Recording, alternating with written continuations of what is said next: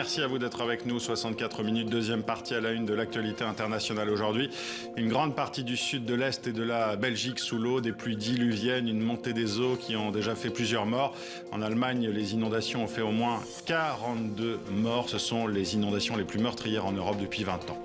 Retrait des forces de l'OTAN, faiblesse de l'armée afghane, le scénario d'un retour des talibans est bien là.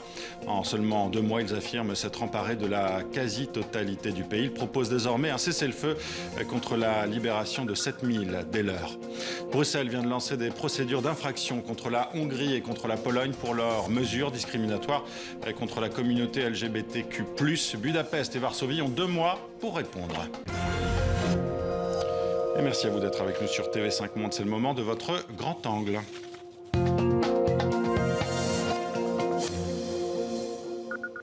Et ça roule même très fort en ce moment. Le vélo étant en plein boom un peu partout sur la planète. En un an, on a observé plus 70% des ventes aux États-Unis, plus 45% au Royaume-Uni, plus 25% en France. Pareil en Suisse, au point, et oui, qu'on parle maintenant de pénurie de vélos à certains endroits. En Europe, on commence à grincer des dents à cause de la dépendance à certaines pièces qui viennent d'Asie.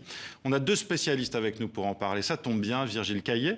Bon. Merci d'être avec nous. Vous êtes délégué général de l'Union Sport et SIC. Qu'est-ce que c'est? Vous pouvez nous le dire? C'est le syndicat professionnel qui représente toutes les entreprises du secteur, plus largement le sport et les loisirs, mais aussi, bien entendu, le cycle et la mobilité active. Et justement, on a quelqu'un qui fabrique des pièces, je crois, des vélos, et qui est le patron de Luxcycle. Vous êtes Federico Musi, vous êtes installé en France à Nevers, c'est dans la Nièvre. Merci d'être avec nous. D'abord, je vais vous poser une question. Merci. Merci vraiment.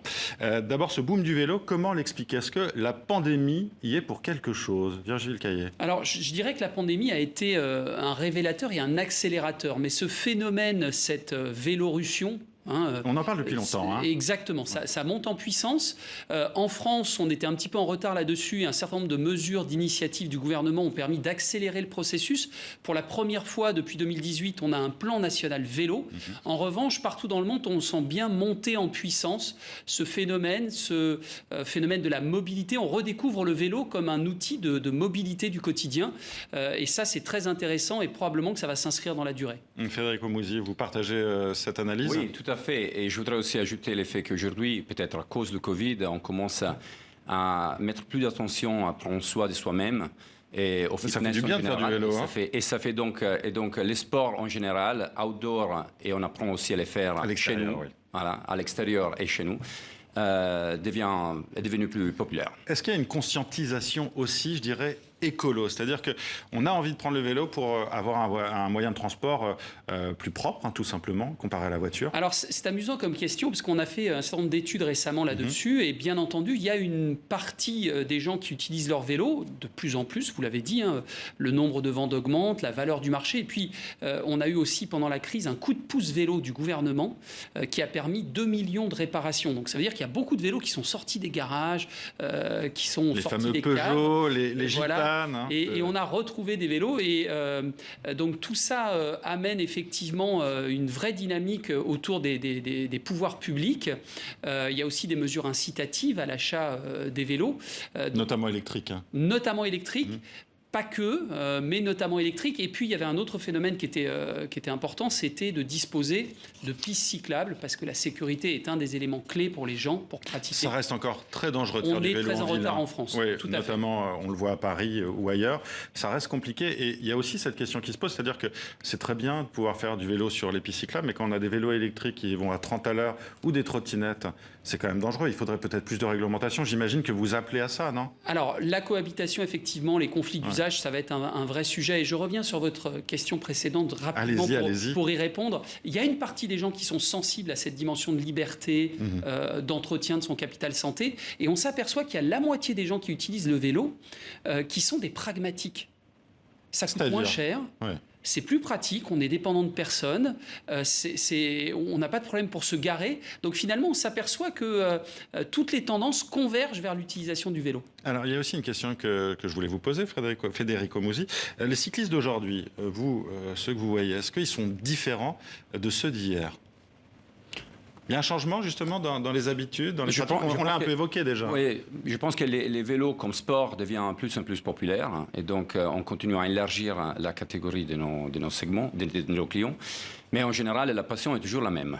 Et donc, on fait du cyclisme pour être en forme, mais parce qu'on adore la vitesse. Et il y a aussi un certain camaraderie avec les copains quand on sort ensemble pour rouler. Il y a une autre question qui se pose, on l'a un peu évoqué, c'est celle donc du vélo électrique. On va regarder un reportage de nos confrères de France Télévisions où certains ont décidé de transformer leur vélo traditionnel avec un kit en vélo électrique. Regardez. Se déplacer sans aucun effort. Un nouveau plaisir pour Serge Jacubert depuis qu'on lui a installé ce boîtier noir, une batterie. Elle a permis à ce retraité de transformer son vélo tout-terrain en vélo électrique.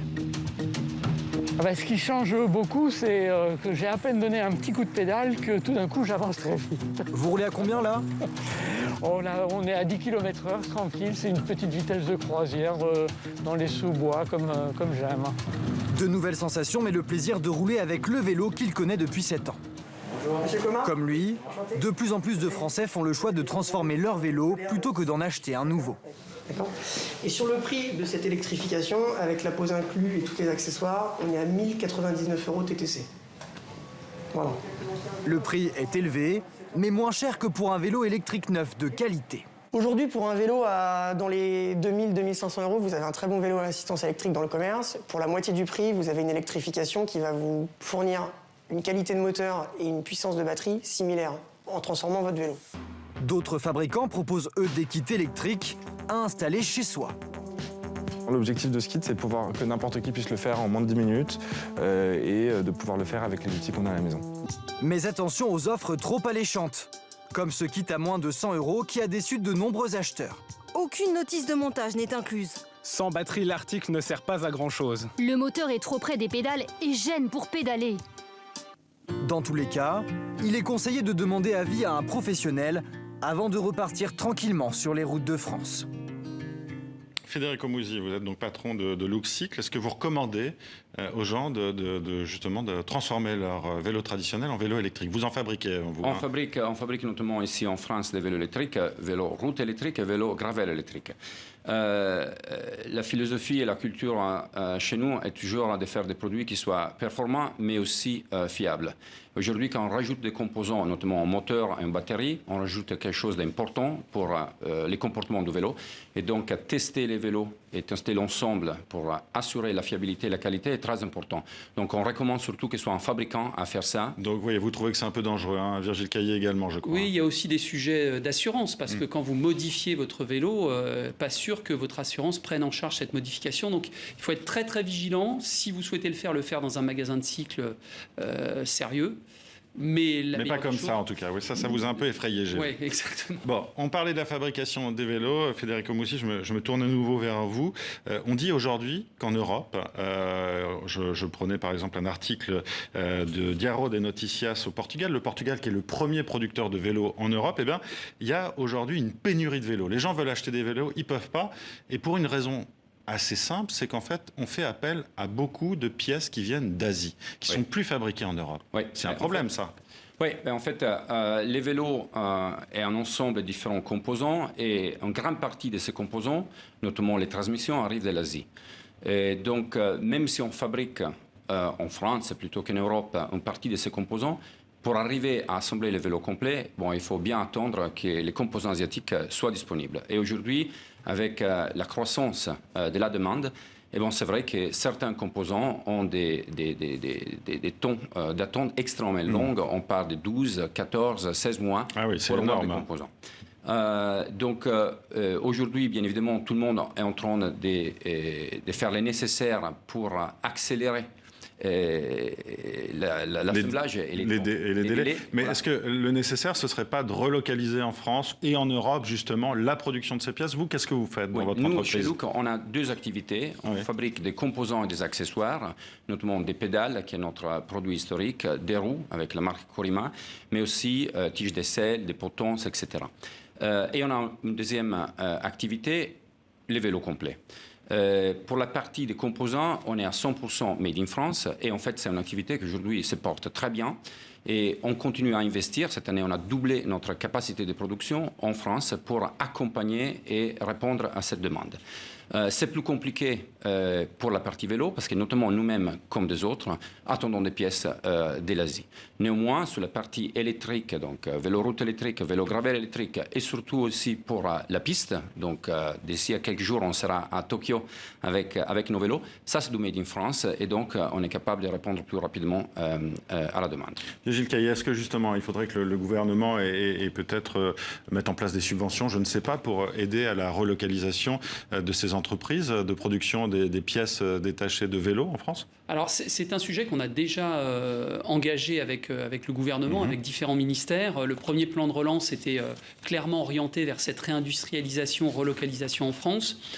C'est très dans l'air du temps en plus, hein, on en parle énormément. C'est complètement dans l'air du temps et là pour le coup effectivement la crise a été un pur révélateur et cette dépendance qu'évoquait le président de la République lundi soir, alors pour d'autres produits mais en tout cas sur le cycle c'est un vrai sujet, au moins une dépendance au moins continentale, que ça soit sur le continent européen, vous parliez du Portugal, il y a aussi l'Europe de l'Est, ça va raccourcir les circuits et puis offrir un peu plus de réactivité et de souplesse pour les fabricants français. Est-ce qu'il faut aussi des grosses locomotives? Je pense par exemple à Decathlon qui vend énormément de vélos. Ces vélos sont fabriqués en France. Moi j'avais entendu dire qu'ils étaient assemblés en France avec des produits qui venaient d'Asie. C'est toujours le cas ou pas? Alors, il y a un peu de tout, mais on assemble et on produit de plus en plus en France. Et Luxcycle en est un excellent exemple. Il y a aussi des gens comme Moustache, comme Arcade, MFC, la manufacture française du cycle, Cycle Europe, évidemment, avec les cycles Peugeot Gitane. Donc, on a une industrie du cycle française qui est en train de renaître, de se recomposer. Et ça, c'est un vrai plaisir. Alors, effectivement, il faut qu'on ait un peu de soutien des pouvoirs publics et puis que l'ensemble des industriels se prennent par la main aussi pour relancer cette industrie. C'est le cas, Federico Musi, j'ai l'impression là. On se bataille pour le faire. Bon, bah écoutez, merci à vous deux d'être venus nous parler de ce boom du vélo et de cette problématique aussi de la relocalisation des pièces des vélos, tout simplement. Merci à vous deux d'avoir été avec nous.